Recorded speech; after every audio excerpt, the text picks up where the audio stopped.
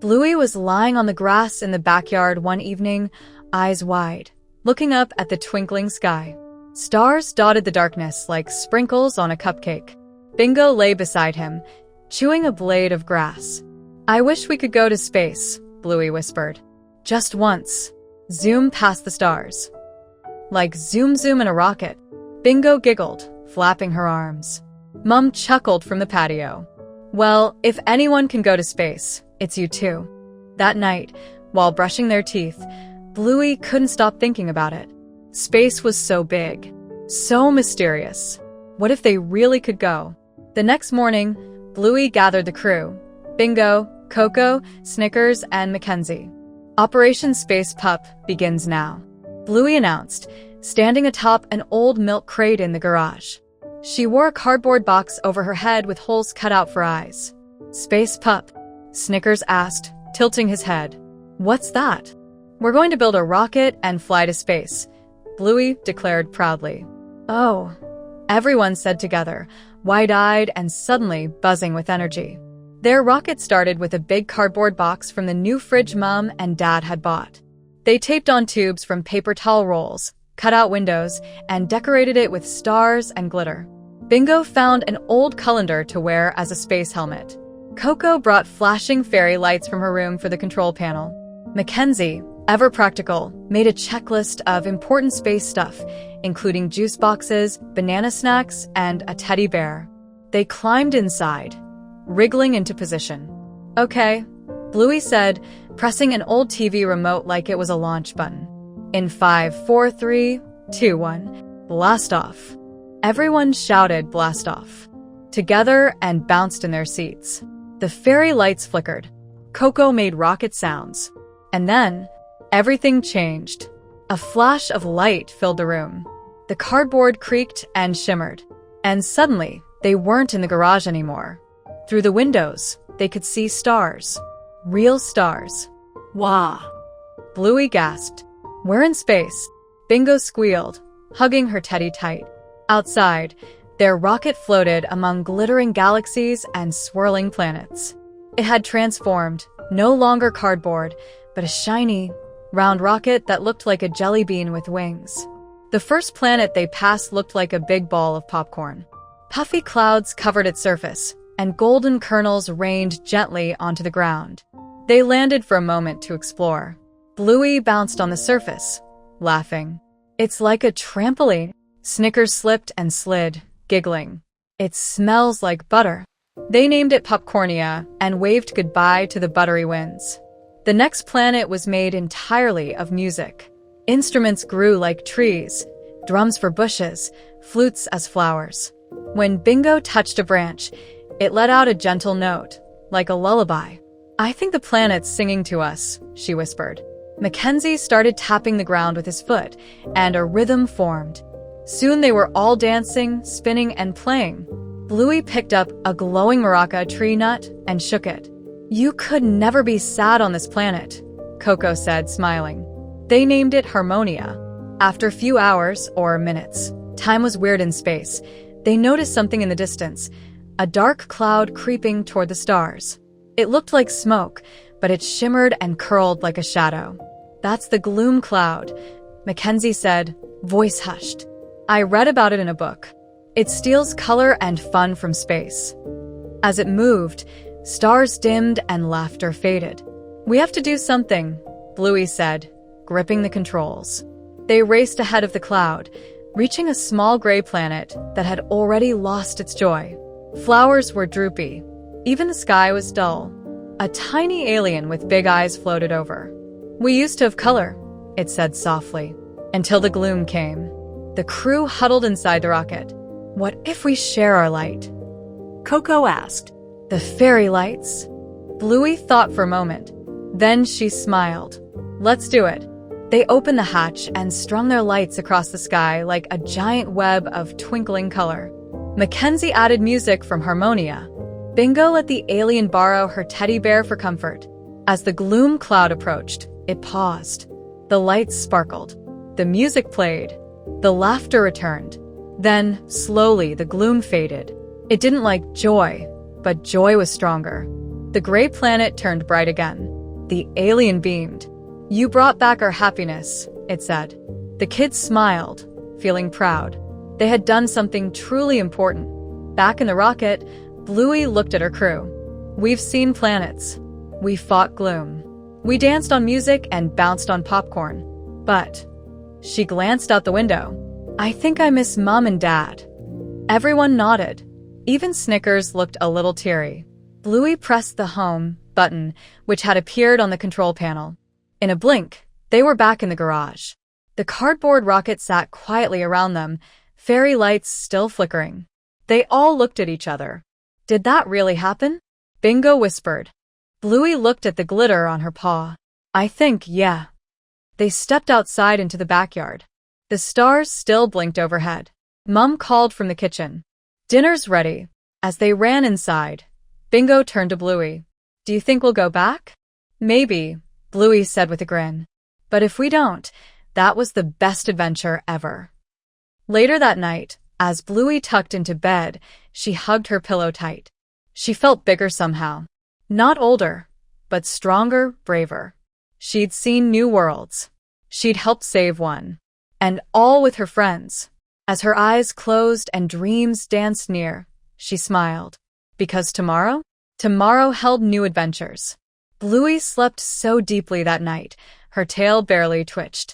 But her dreams were anything but quiet.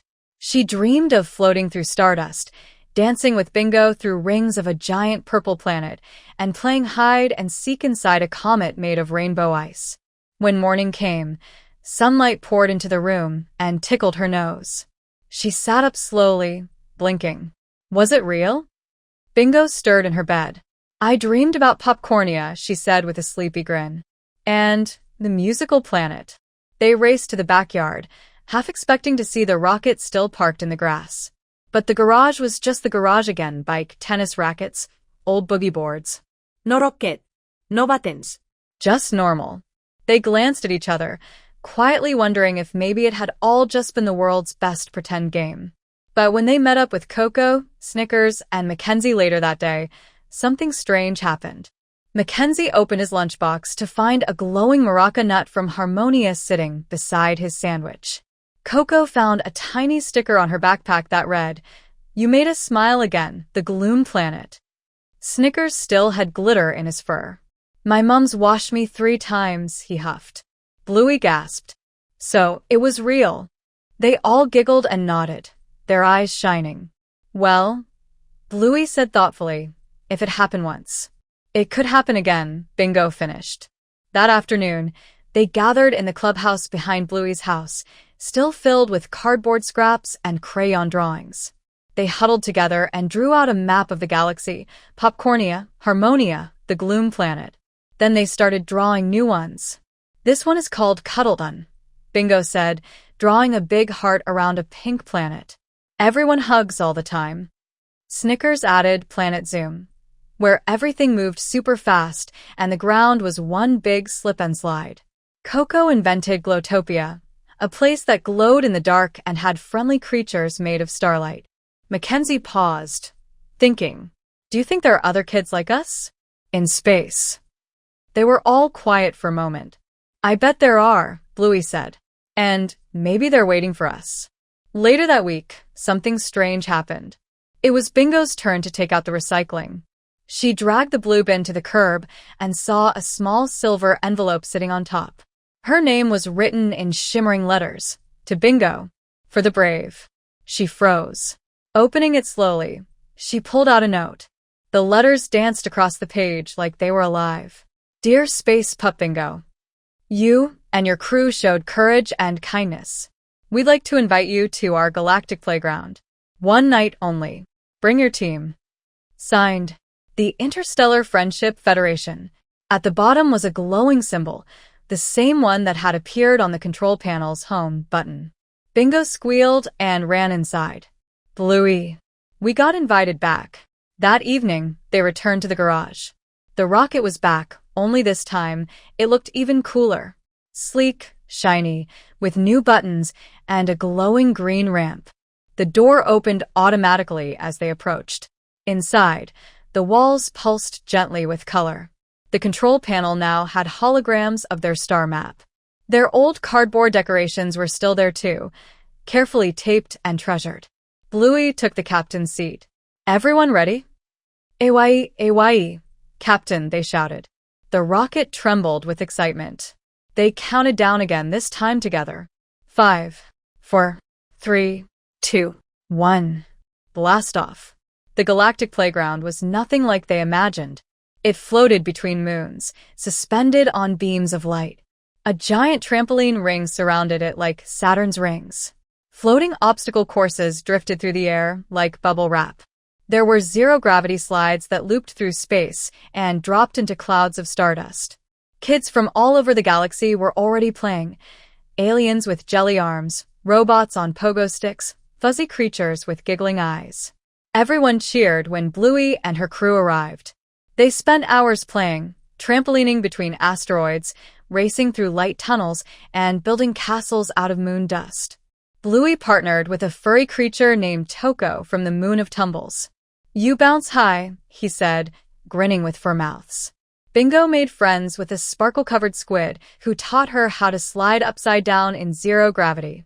Mackenzie traded star maps with a robot girl who had a telescope for a hat. As they played, they learned. That joy wasn't just an Earth thing. That friendship could stretch across galaxies. That sometimes being silly and kind was the most powerful thing of all. But all fun things have their bedtime. A gentle bell chimed across the playground. Return to your home, rockets, a voice said softly. Bluey sighed. I don't want it to be over. The fuzzy creature named Toko floated over. It's not over, he said. You can come back. You just have to remember what makes you light up. Like fairy lights? Bingo asked. Exactly. The rocket gently guided them home. No countdown this time, just peaceful music and warm lights. When they landed, they didn't even wake their parents. They tiptoed to their beds and sank under the covers. As Bluey lay there, she didn't feel small at all. She felt big in the best way. Big-hearted. Big-spirited. Brave. The next morning, Mum asked, Did you sleep well? Bluey nodded. I went back to space. Mum smiled. Of course you did. Later that day, the group gathered again. No rocket this time. Just bikes and juice boxes. But they felt different. Like they had a secret. Like they had done something. And maybe, just maybe, they would do it again. Because space wasn't just up there in the stars. It was also inside them. Every time they imagined, every time they played, every time they chose kindness, the galaxy was waiting. And the Space Pups would always be ready. Bluey slept so deeply that night, her tail barely twitched. But her dreams were anything but quiet. She dreamed of floating through stardust, dancing with Bingo through rings of a giant purple planet, and playing hide and seek inside a comet made of rainbow ice. When morning came, sunlight poured into the room and tickled her nose. She sat up slowly, blinking. Was it real? Bingo stirred in her bed. I dreamed about Popcornia, she said with a sleepy grin. And the musical planet. They raced to the backyard, half expecting to see the rocket still parked in the grass. But the garage was just the garage again, bike, tennis rackets, old boogie boards. No rocket. No buttons. Just normal. They glanced at each other, quietly wondering if maybe it had all just been the world's best pretend game. But when they met up with Coco, Snickers, and Mackenzie later that day, something strange happened. Mackenzie opened his lunchbox to find a glowing maraca nut from Harmonia sitting beside his sandwich. Coco found a tiny sticker on her backpack that read, You made us smile again, the Gloom Planet. Snickers still had glitter in his fur. My mom's washed me 3 times, he huffed. Bluey gasped. So, it was real. They all giggled and nodded, their eyes shining. Well, Bluey said thoughtfully, if it happened once, it could happen again, Bingo finished. That afternoon, they gathered in the clubhouse behind Bluey's house, still filled with cardboard scraps and crayon drawings. They huddled together and drew out a map of the galaxy, Popcornia, Harmonia, the Gloom Planet. Then they started drawing new ones. This one is called Cuddleton, Bingo said, drawing a big heart around a pink planet. Everyone hugs all the time. Snickers added Planet Zoom, where everything moved super fast and the ground was one big slip and slide. Coco invented Glowtopia, a place that glowed in the dark and had friendly creatures made of starlight. Mackenzie paused, thinking, do you think there are other kids like us? In space. They were all quiet for a moment. I bet there are, Bluey said. And maybe they're waiting for us. The days passed quietly after their second return. School felt a little different, though no one else seemed to notice. While the teacher talked about constellations and the solar system, Bluey would glance out the window, imagining new planets they hadn't seen yet. Sometimes she could still feel stardust in her fur. One afternoon, after art class, Mackenzie tugged on Bluey's ear gently. Did you ever wonder why we were chosen? He asked. Bluey blinked. What do you mean? Well, out of everyone, why us? Bluey didn't know the answer, but she felt something deep in her chest when he asked. A pull, like there was still something waiting out there. Something unfinished. That night, Bluey lay awake, staring up at the glow-in-the-dark stars on her ceiling. One of them, the tiniest, flickered. Blink, blink, blink, blink. She sat up suddenly. Bingo, she whispered across the room. One of the stars is trying to tell me something. Bingo snorted in her sleep. Tell it I already brushed my teeth. Bluey climbed out of bed and tiptoed to the window. The star blinked again. A pattern this time. She remembered something from Harmonia. The alien kids had taught her a melody of lights, like a secret musical code. She tapped it on the windowsill, copying the blinking rhythm. It matched. The message was clear, help us. The next morning, she gathered the team again. I think someone's in trouble, she said quietly. And they're calling us. Snickers looked uneasy. But we don't even have the rocket anymore. Bluey took a deep breath. Then we build one. This time it wasn't about making it look good. It was about making it right. Everyone brought something from home, a favorite toy, a lucky charm, a friendship bracelet. Things filled with love and memories. They glued them into the new rocket. It pulsed with warmth before they even finished taping the last fin on. When it blinked to life again, no one was surprised. It just felt like it was supposed to happen. Inside, the control panel no longer had just their galaxy map. A new symbol pulsed, a swirling spiral with 5 glowing dots. Bingo leaned closer. That's a distress call. They buckled in. No countdown this time. Just a steady hum and the feeling of lifting.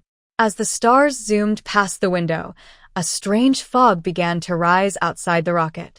It wasn't dark, like the Gloom Cloud. It was soft, glowing, like mist made from dreams. But then they saw it, a planet floating upside down. Is that? Coco gasped. Yes, said Mackenzie. That's the spiral planet. They had never seen it on any map before. Its trees grew downward into space. Its rivers flowed upward. The animals flew with fins and walked with wings. Everything was reversed. They landed gently. The gravity flipped as they stepped out, but the rocket's door helped them adjust. They floated sideways for a second before their paws found the ground. Whoa, Snickers said, standing next to a cow that floated like a balloon. A tiny voice called out to them from a grove of glowing upside-down fruit. A small creature with long ears and backward feet peeked out. Are you the Space Pups? She asked. Bluey stepped forward. Yes. We got your message. The creature's eyes lit up. My name is Neep. Something is wrong with our planet. The spiral tree, the one that keeps us balanced, is sick. If it falls, everything will crash into the void. They followed Neepa to the center of the planet, where the great spiral tree hung down from the sky like a chandelier. Its leaves were turning gray, and bits of bark floated off like ash. Bluey touched its trunk. It feels tired. We think it needs a memory, Neepa whispered. What kind of memory? A strong one. A good one. From someone brave. They looked at each other. Bluey stepped forward. I have one. She closed her eyes. She thought of her first trip to space, of the laughter on Popcornia, of hugging the little alien on the Gloom planet, of sharing fairy lights to light up the sky. And most of all, she thought of her family, Mom, Dad, and Bingo, asleep in their beds, waiting for her. She thought of how love could stretch across space. She placed her paw on the bark. The spiral tree shivered. Color rushed back into its leaves. A breeze of warm air whooshed through the grove. Everything felt lighter. Nipa cried with joy. You saved us. Bluey opened her eyes, breathing heavily. No, she said softly. We just shared what we already had. They stayed to celebrate, a spiral feast, filled with dancing and bouncing and berry juice that floated instead of poured. They played gravity tag and rode reverse rainbows.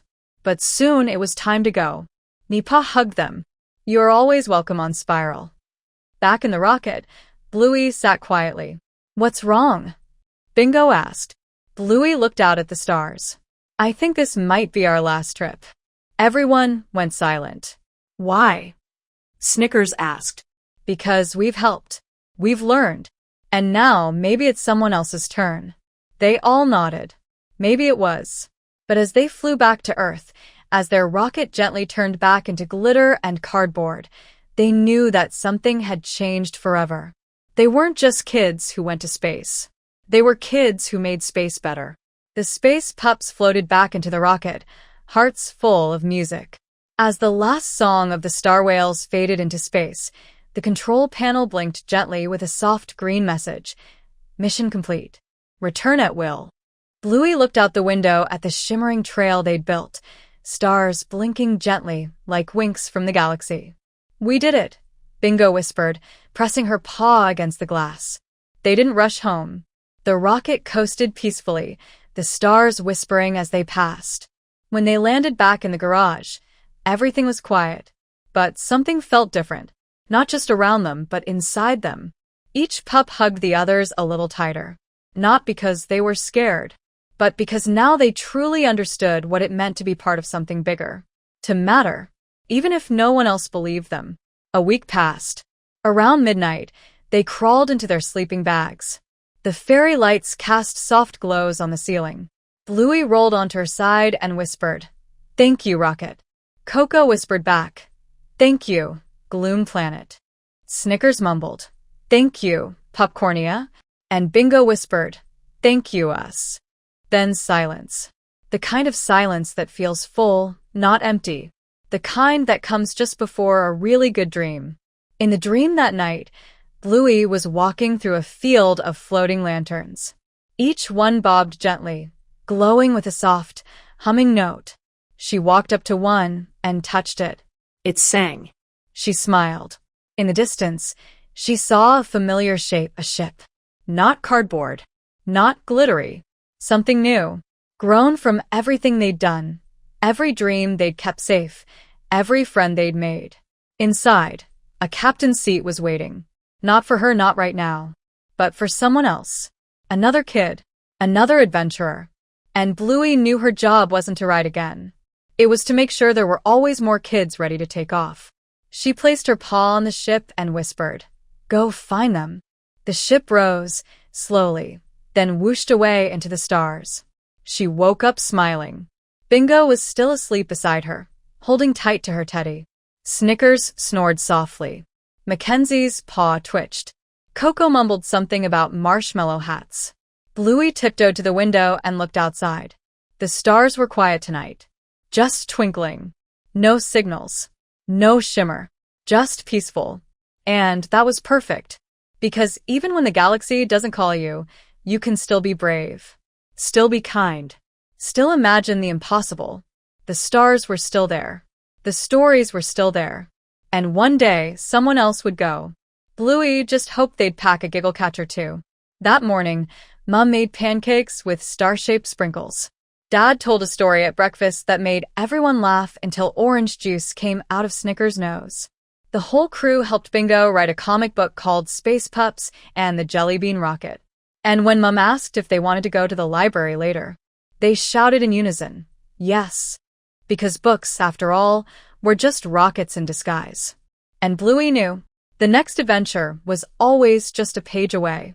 The star map they'd drawn on the clubhouse wall grew larger, filled with doodles and drawings. New planets, new creatures, new ideas.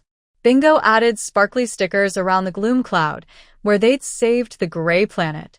Snickers drew a rocket slide between Popcornia and Harmonia. Coco added wings to the musical flowers. Mackenzie was working on a new checklist titled Emergency Space Rescue Stuff. But things on Earth felt weird. Bluey noticed that the sky didn't twinkle as much at night anymore. The stars looked tired. The moon felt quieter. Then, one night, as she got up to grab a glass of water, she saw something that made her drop the cup. A crack in the sky. Not a shooting star. Not lightning. A long, thin crack stretching across the darkness above her house. Like glass. And it was spreading. The next day, Bluey gathered the others. She didn't need to convince them. They'd seen it too. "There's something wrong with the sky," Coco said. "I feel it. Do you think it's Earth?" Mackenzie asked. "Are we next?" Bluey thought for a long moment. "We need help." They all looked at the rocket, but it was gone. Or rather, it had changed. The garage now had a strange glow. The tools on the wall had been rearranged into a shape they'd seen before, the Federation's paw print symbol. Under it, a small cube floated. Bluey touched it gently. The air shimmered, and the rocket unfolded from the cube like origami. This one was sleeker, quieter, almost alive. The control panel lit up instantly. A voice, no longer robotic, spoke in warm tones. "Welcome back, Space Pups. The sky fracture is real, and it's growing. Not just on Earth, but across many systems." "Why?" asked Bingo. "Because someone is stealing imagination." They all blinked. "Wait, what?" Snickers asked. "Like stealing pretend?" "Yes," said the voice.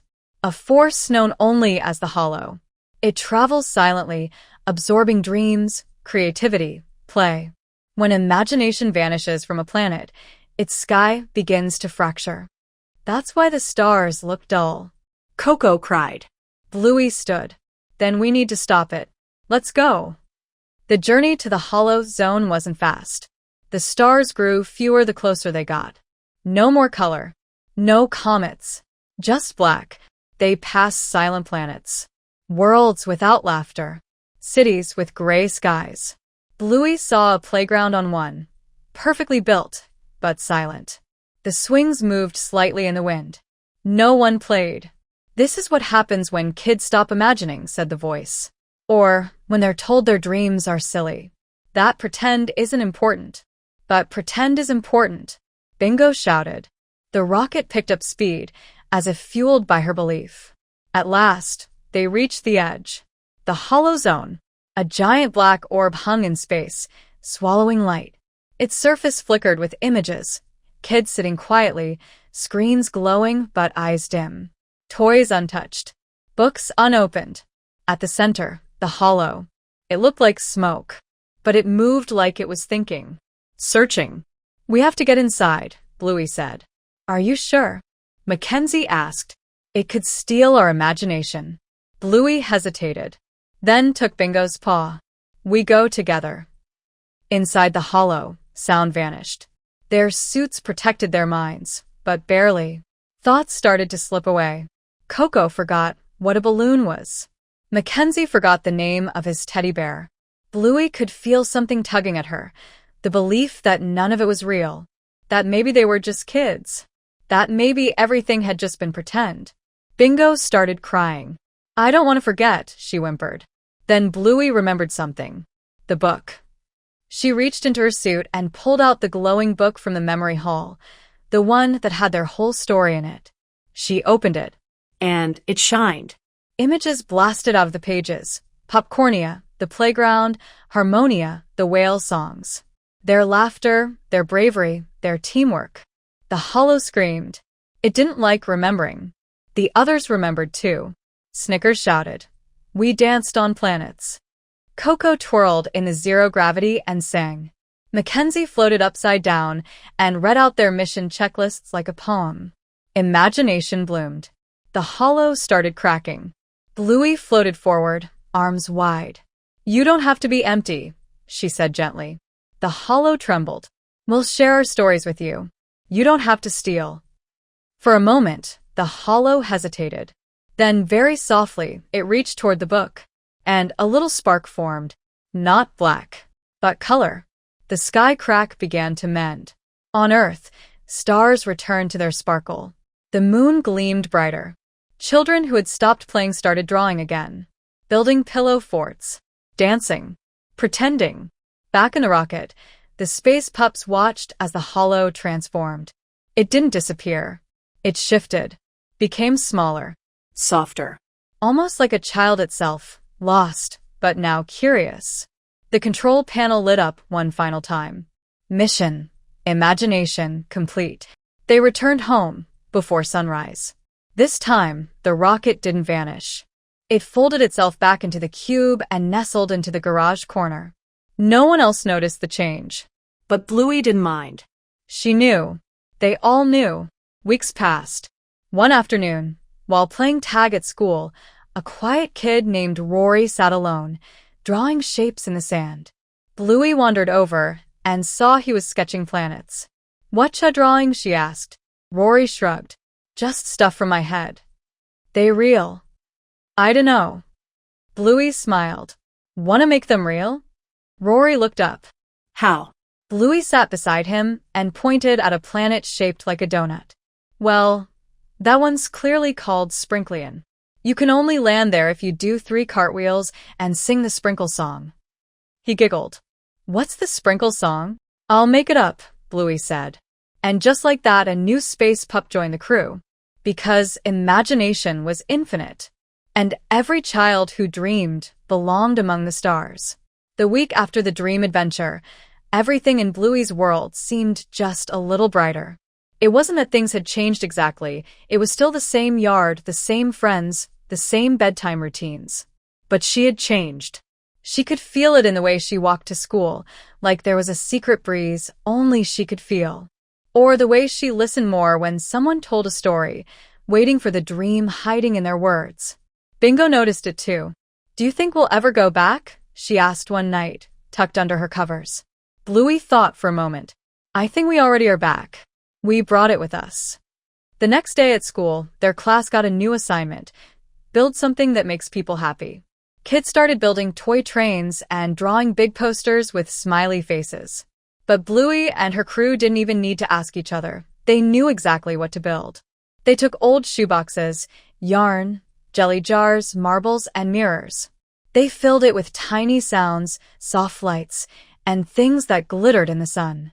When they were done, it looked like a silly, jumbled mess to most people, but if you tilted your head just right and peeked through the marble window, you could see dreams. Not real dreams, maybe, but dream feelings. Warmth, kindness, wonder. When they showed it to the class, a hush fell over the room. Everyone leaned in to look. "That's weird," someone said. "But in a good way," another added. And then came laughter. Smiles. Even their teacher clapped. "You didn't just make something fun," she said. "You made something magical." Bluey and her friends beamed. The space pups had done it again, on Earth this time. Later that weekend, Dad found them in the backyard. They were lying in the grass again, staring at the sky, a bowl of fruit snacks beside them. "What are you lot up to?" he asked. "We're listening to the stars," Bluey said matter-of-factly. "Oh, are they talking to you again?" "No," Bingo said with a giggle. "We're just making up what we wish they'd say." Dad sat beside them. "And what would they say?" Bluey squinted. "I think they'd say, 'Don't grow up too fast.'" Bingo added, "Keep playing. That's where the best ideas come from." Dad smiled. "Sounds like very wise stars." They stayed like that for a while, just watching the sky turn gold as the sun started to set. As days passed, the crew kept finding little reminders of their journey. A folded note in Mackenzie's backpack that read, "Imagination is a superpower." A soft shimmer to the rain one afternoon that made Snickers swear it smelled like the Spiral Planet's fruit trees. A giggle from Bingo's teddy that no one remembered putting there. But the biggest surprise came on a sleepy Thursday evening, just before bedtime. Bingo was brushing her teeth when she froze. "Bluey," she called. "Come look." Bluey peeked into the bathroom. The mirror was glowing. Not like shiny from soap. Really glowing. with colors that shimmered and danced across the glass. She touched it. It was warm, not hot kind. Letters appeared slowly, glowing blue. You are dream keepers now. Thank you for remembering. Below it, a small drawing appeared, 5 stars in a ring, just like the dream compass. The glow faded. The mirror was just a mirror again. They stood there for a long time, just smiling. That night, they held a sleepover in the living room. All 5 friends. Blankets everywhere. Mom made popcorn. Dad set up fairy lights. They built a pillow fort tall enough to touch the ceiling fan almost. Snickers brought a telescope. Coco brought marshmallows that melted in their hands. They talked late into the night about the places they'd been, the people they'd met, and whether dreams could be planted like seeds. Do you think we're still changing the galaxy? Coco asked softly. Bluey nodded. Even just by being nice at school. Or helping someone laugh. Mackenzie yawned. It's like, we're little stars now. Yeah, Bingo agreed. Little stars that don't have to shine all the time. Just when someone really needs it.